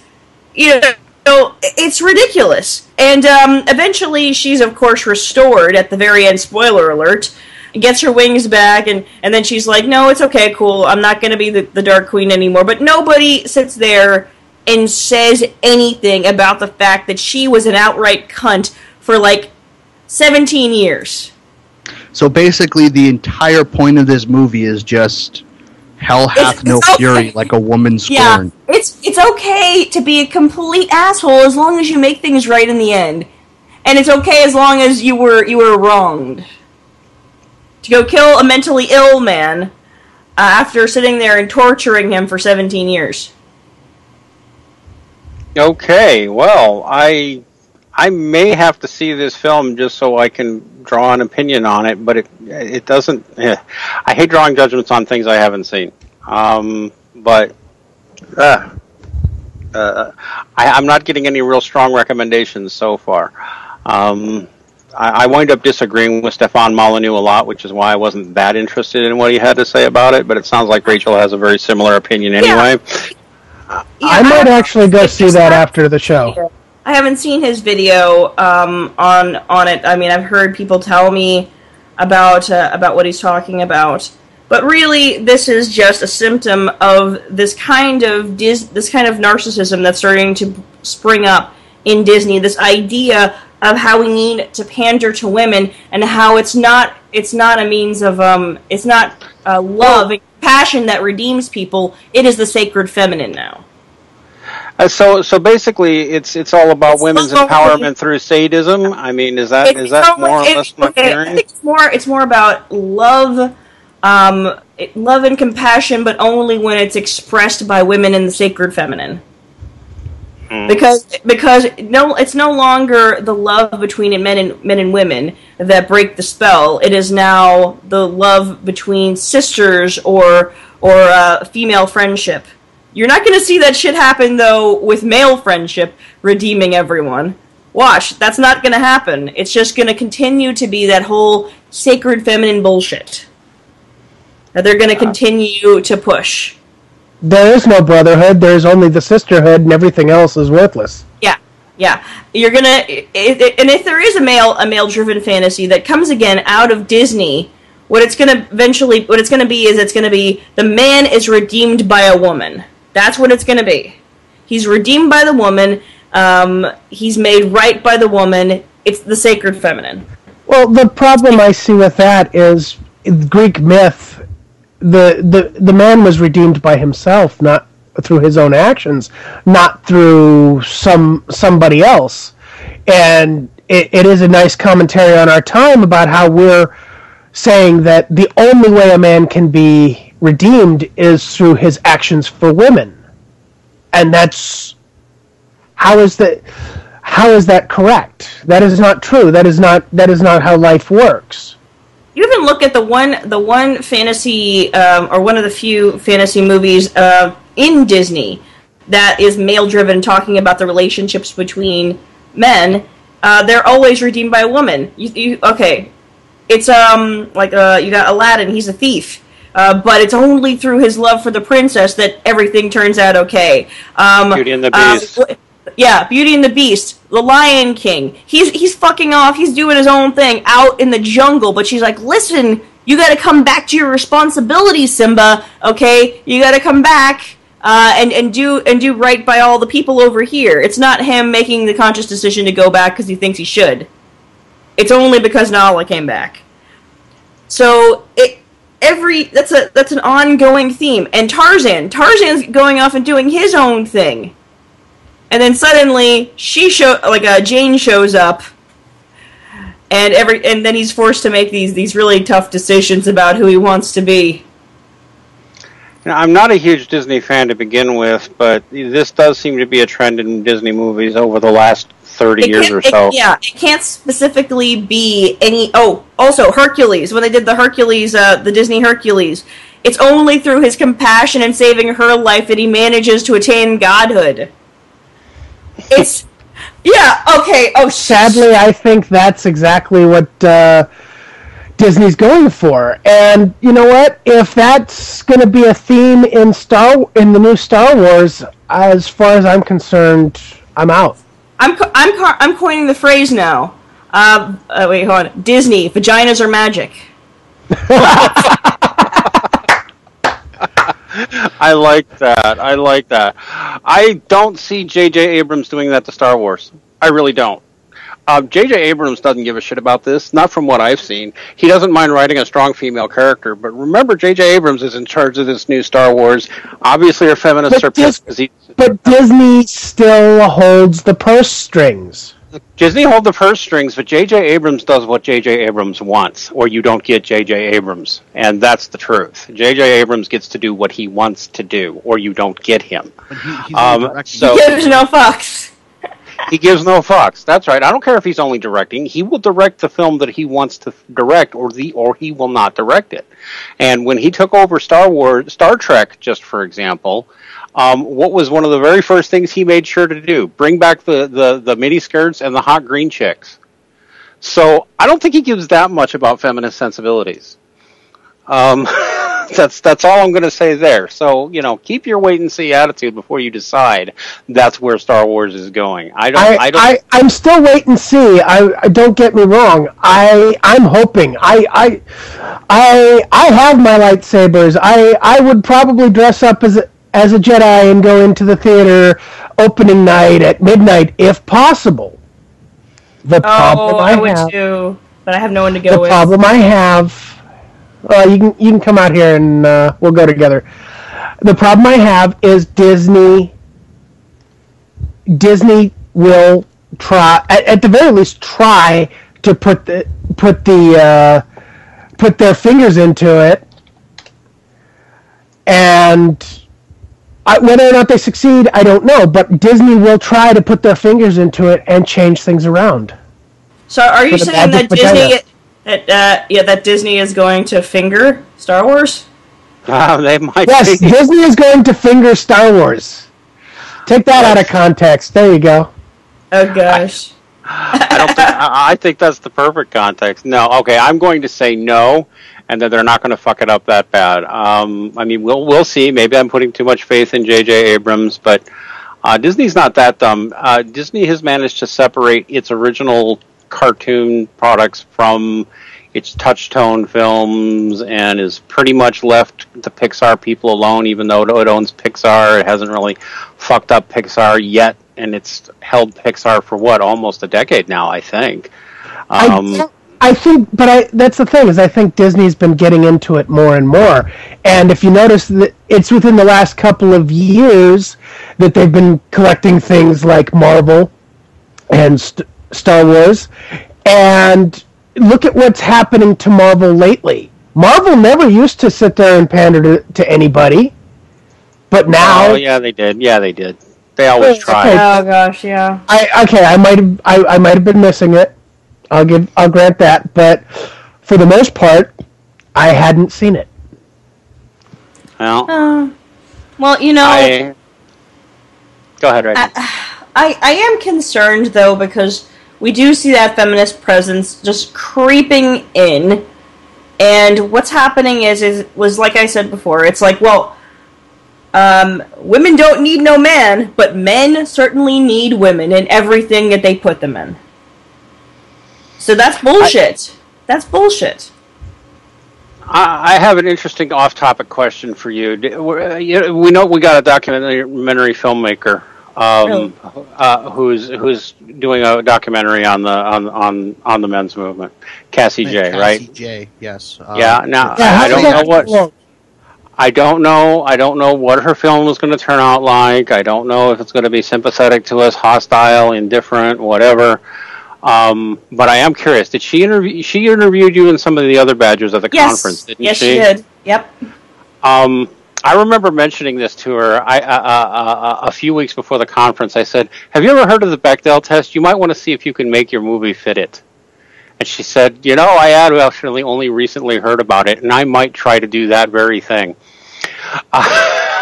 So it is possible, if she got on film, 2 or more women who wound up talking not about something other than a man, then her film on the men's rights movement will indeed pass the Bechdel test. Well, and won't that be a mindfuck? Won't that be a mindfuck to the feminists? I will sit there and point out a movie, decent movie. It's called Dread. It passed the Bechdel test. I don't remember. Wait, which one? Which one? Dread. The new Judge Dredd movie in like a few years ago. Yeah, I haven't seen that. Actually passed the Bechdel test. I see. Huh. Well, wouldn't it be funny if the first film on the men's rights movement passes the Bechdel test? I'm just putting it out there. Wouldn't that be hilarious? I'd be putting it. away. The Oh, people gosh. putting it on the list, their heads would be exploding. Their heads would be exploding. So I was just curious if you ever had a moment during your interviews on camera with Cassie where you guys were talking about something other than men. Yeah. Well, Like- I think we talked about. I guess we talked a bit about women to some extent, but we did talk about men, and we did talk about why we were involved in the movement. But it's hard to remember. It was like the first night. No, first day. Actually, I'd just gotten off the plane. We gotten off the plane. We went back to the room, got ready, rushed out, and nobody was there at the VFW. And then suddenly we're there, and they're losing light. There we are by the fucking lake, and we're like, cool. If any two of you at any point were just talking about negative experiences with female feminists, she's got her scene. We might have. They'll have her scene. It's hard. It's hard to remember though. It was kind of an overload because suddenly I've got all these badges around me and MRAs that I always wanted to meet, and suddenly it's all and then I'm being interviewed like for the first time like ever. So it's like this big fucking haze is like it's hard to remember exactly what we talked about. But I have the gist of it. But hopefully we passed the test. I'm going to hope that movie passes the Bechdel test, just so it can be a big old fuck you. Because I suppose we should stop and explain for a moment for the audience what the fucking Bechdel test is. The Bechdel test is whether or not there's a movie where at least two women are talking, and they're talking about something other than men. So. Here's the weird thing about that, is that every romance film, or nearly every romance film, probably doesn't pass the Bechdel test. I actually have to wonder myself how much real life passes the Bechdel test. Just curious. From my observations of conversations. I try to avoid just talking shit about women, but that's usually the situation I'm in whenever I find myself talking about something other than men with other women. It's usually but then again, when I'm talking about women specifically, it's usually bad things. I wish I could sit there and say that every time that I'm talking about other women that it's something positive, but oftentimes when I'm just chilling out with other women and there's no problems. It just never comes up in conversation. Women never come up in conversation, but maybe men do. Well, here's a nice little interesting shot. 404 in the chat room said, "Feminism doesn't pass the Bechdel test." No, it doesn't. It's all rape. Rape, violence, microaggressions. Yeah, 40-pound box of rape. I gotta work Can't on stop the rape train. I gotta work on my microaggressions. Wait. Conversations about lesbian rape pass the Bechdel test. Don't they? Oh, that's terrible. Oh God, no kidding. Ugh. Oh well. So, new Star Wars. I'm looking forward to it. Because I sure as fuck know that I am glad that George Lucas no longer is in charge of it. I will probably wait a while, hear from people whose opinions I trust, and then decide whether I wish to go see it. I'm a bit worried because it's almost like getting ready to go on a first date with somebody. It's like, okay, I've heard good things about this person. I'm not sure. No, not quite, Rachel. It's like going on a date with somebody you dated previously, where the relationship started incredibly well, but then ended in absolute disaster. Actually, no. I would describe it more like this. you had a great relationship, but then somebody went in a fucking time machine and fucked with the evidence of the events of the past. And now you no longer have fond memories of the relationship. Yeah, there you go. Blame the doctor, Rachel. Yeah, it's all the doctor's Time fault. travel, Doctor Who. We're back on Doctor Who again. Go ahead and bitch all you fucking want. Time traveled, yes. It's more like the reverse of the Eternal Sunshine of the Spotless Mind, or whatever the hell that movie was. They managed to erase the bad memories. Maybe we'll bring the good memories back. Maybe that'll be it. Oh, that sounds like most relationships nowadays. Is you forget about the bad, you try and bring back the good. But, now that somebody did bring it up, it is time to annoy all the people who say we talk about Doctor Who too much. When is Doctor Who coming back again? I can't wait. Next August. month, just a couple of weeks. Woo! Yeah. Can't wait. Gonna nerd Peter out on Star Capaldi. Doctor.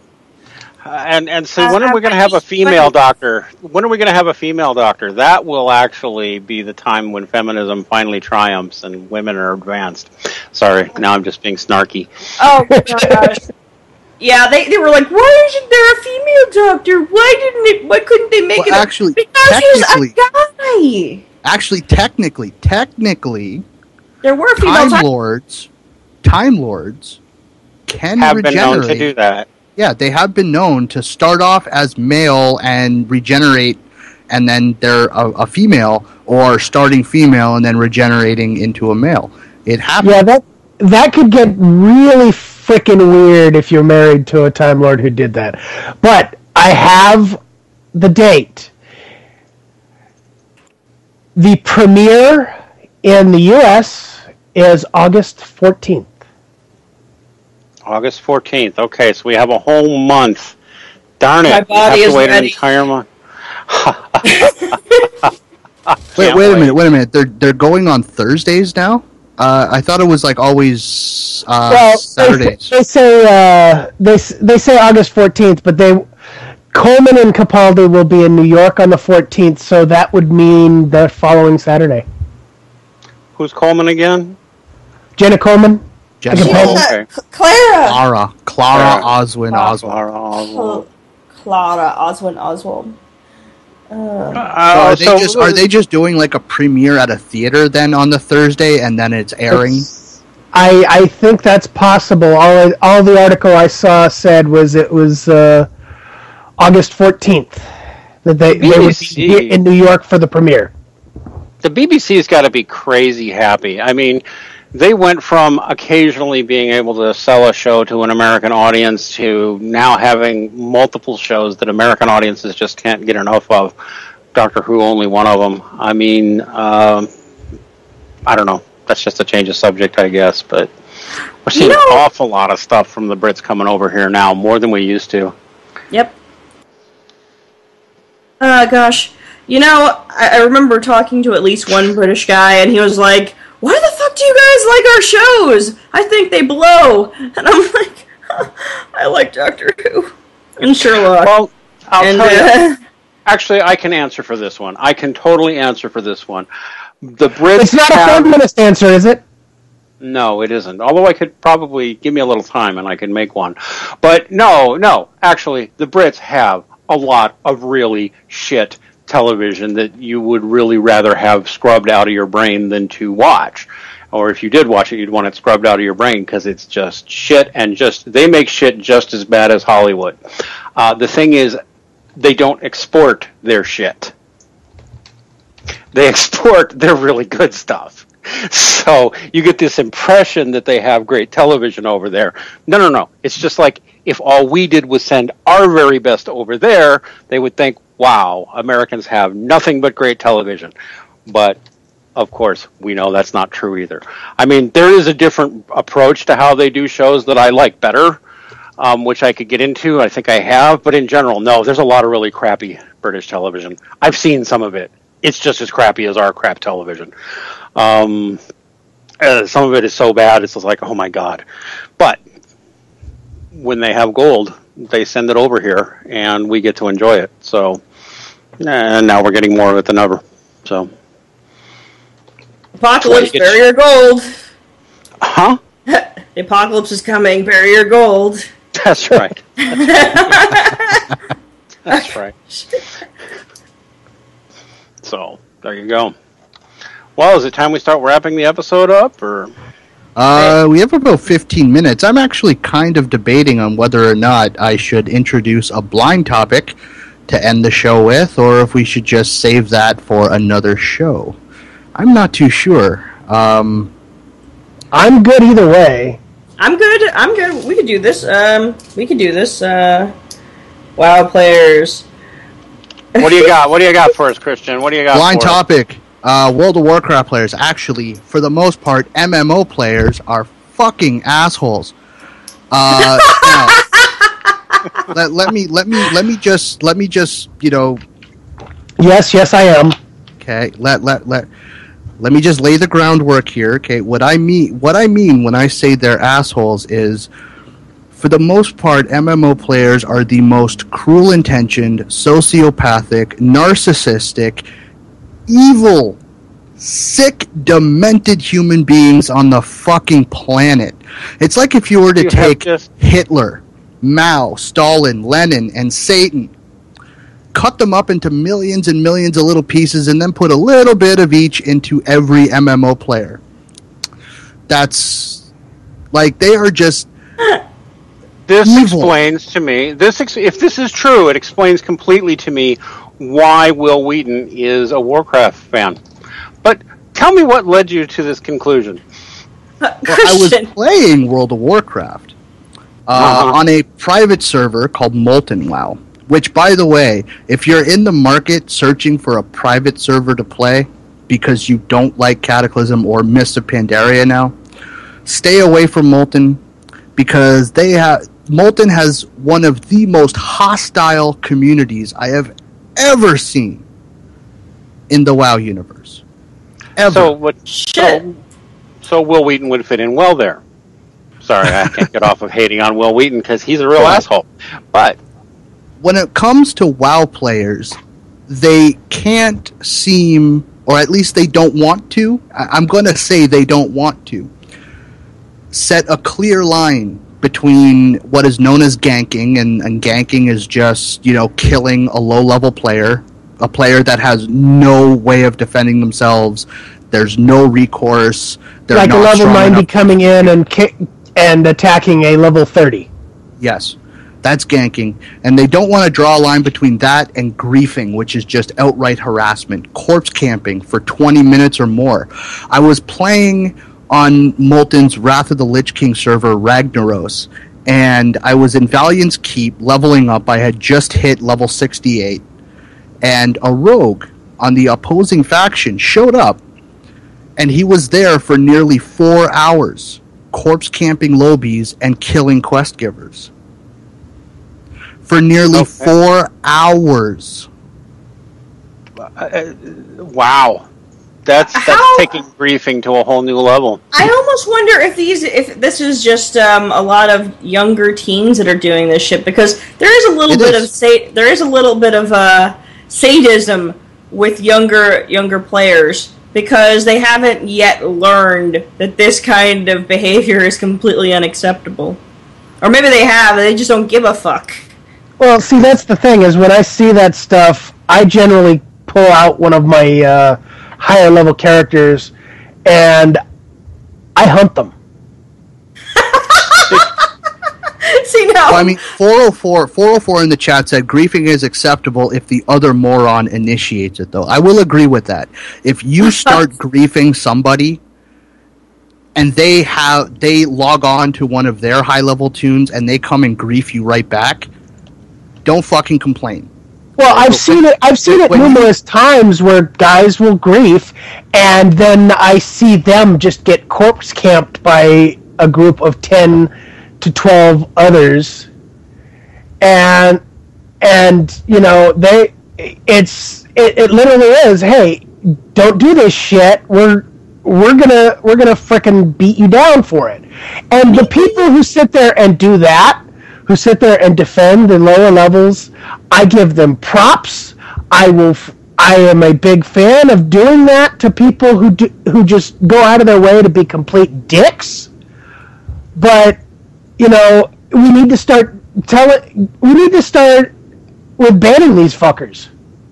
Well, I wonder if all of this isn't symptomatic of the decline of World of Warcraft in general. It is no longer the top game on the internet. I don't think it's just a decline of... No, it isn't. I don't think it's just a decline of... They still have over Warcraft. 8 million subscribers. Yeah, I know. But it is still... Excuse me. Go ahead. I've got data on this. It may still be the biggest MMO, but it is no longer King of the Hill. The most popular online game is now League of Legends, and it has passed Warcraft and did so a while ago. Oh gosh, so you have even bigger dicks over there. Well, maybe. I mean, it is not an MMO, although it is multiplayer. It's not an MMO, so you can still claim Warcraft has it. But the days of MMO ruling the world have stopped.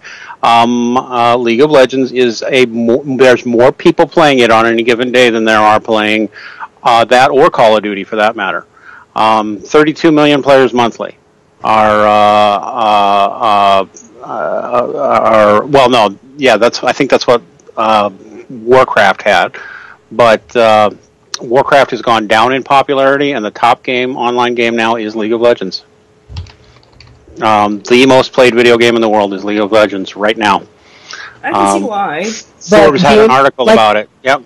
Like I was trying to say, I don't think that it's a decline of World of Warcraft. I think it's it's evidence of the decline of our society and how we say, okay, well, this is acceptable behavior, and we don't punish that type of behavior. See, I wouldn't think it's that. I think it's the fact that there aren't any consequences for acting like that in the game. Oftentimes, if these people are not being banned, there's no incentive for them to not be complete douchebags. Right. And this is like I guess it's a situation where they feel as though this is there are a few consequences of their actions, and sure they're hurting people and their characters or whatever, but it's not like they're committing any massive crime. So it's a free for all. Yeah. I mean, I can see the balance on both sides. Sometimes it's fun to just fuck with somebody. I've done it. I've been an asshole, but I usually just fuck with them once and leave them alone. I mean, like I've heard several arguments defending the act of griefing. Personally, I have a neutral stance when it comes to ganking. If it's 1 or 2 kills and then you move on, that's not a problem at all. But when it comes to griefing, intentionally going out of your way, and this is how I define griefing, by the way, it's the act of harassing, bullying, or in any other way bothering another player for the sole purpose of causing their experience to be negative. Or in other words, to ruin the experience of another player for the purpose of making them miserable, angry, or to elicit any other negative emotional response from them. It's essentially trolling. Yep. Well, I think if audiences are if what is interesting what is of interest to the gaming world is shifting away from MMOs, then the ones still hanging out in MMOs, there's probably going to be more assholes. I don't know. Just a guess. Well, and it's actually, there was a little bit of research done on this, and as it turns out, early on in the MMO genre with games like Ultima Online and EverQuest, the first EverQuest, you were able to find like 8 or 9 friendly, helpful players for every like 1 asshole. But that has sort of shifted, and now it's like 8 or 9 assholes for every 1 friendly and helpful player. Yeah, and I still see that. I mean, every once in a while I get the friendly players. I'm one of them. I tend to help people when I can.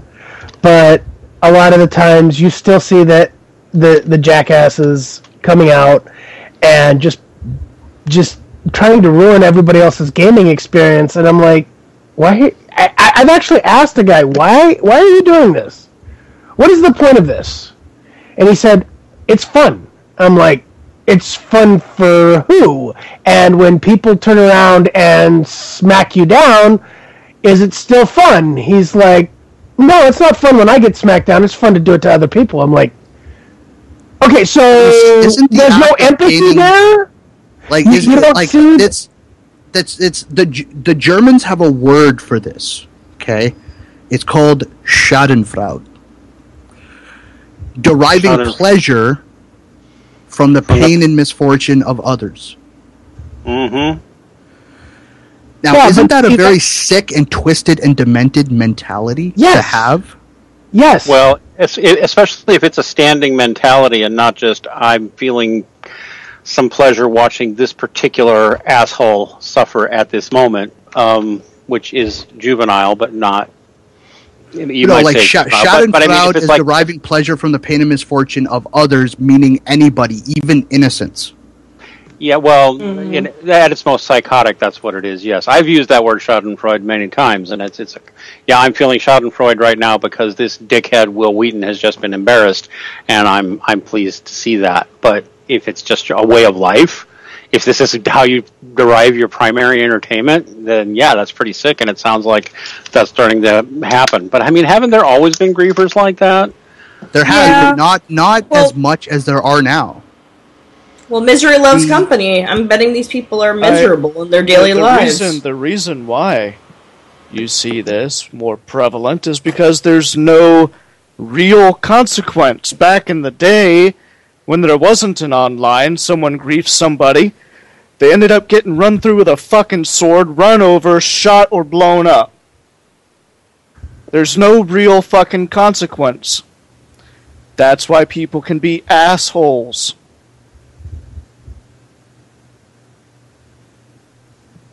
I think James just hit it. Yeah, but it's sad that it's sad that any large community with millions of players that is becoming the norm. It does say something about a loss of a sense of sportsmanship, team mentality. I don't know, but no, we're now living in a time, or we're existing in a point of the gaming industry's existence where sportsmanship and fair play are no longer the primary focus, and the majority of the player base are looking for the easy out. They don't want to face you face-to-face, one-on-one, when you both have an equal chance of winning. They want you at a disadvantage, as much of a disadvantage as possible. And I see this being the end of the esports scene as well. As more and more players like this come into the fold, more and more games that offer those easy way outs will become more popular, even in the esports scene. Games like Counter-Strike, where there's no possible way that you could actually, beyond cheating, there's no way that you could actually get a significant advantage over anybody. Those games are going to fall to the wayside. And I think that's very, very dangerous, because for players like myself who enjoy the fair play, who enjoy the thrill of, beating somebody who had an equal chance of beating me, I'm not going to have a game to play anymore. Yeah, it's interesting. We're running really low on time, but it has been noted by multiple studies, and Warren Farrell even brought this up during the conference. There is people have noted in the younger generation of people, there's an increasing tendency toward lack of empathy, culturally, and the younger you are, the more likely you are these days to suffer from that. Part of it stems from fatherless homes, which is probably too much, which is probably too in-depth a conversation to go to, but there is a contributing factor in that. But it has been noted that young people in general these days are showing less and less empathy for each other and other human beings. And maybe we need to bring this. Yeah, maybe we need to bring this topic back for another show, because we are actually out of time. So I'm going to have to call it here. Does anybody have any closing statements before we wrap up the show? Yeah, I'd like to bring Dr. T on for when we do that show, when we bring this topic back. Because the psychological aspect would be nice. It would be nice. Also, Doctor Who is the best show ever in the universe. Everybody's losing their shit. Rachel, do you have any closing words? James? Anybody? Bueller? Bueller? Bueller. Yeah, it would be good. Badger. Badger. Yeah, it would Vaginas be... are magic. Yeah, Disney. Vaginas are magic. The more you know. All right, well, I'm going to call it. Thank you guys for joining me on the panel like you do every week. Thank you for listening, the audience, for taking time out of your weekend to come and listen to us shoot the shit. Thank you, James, for running the back room and making sure everything runs nice and smooth and the recording is nice and beautiful and sounds great. Remember, take the red pill.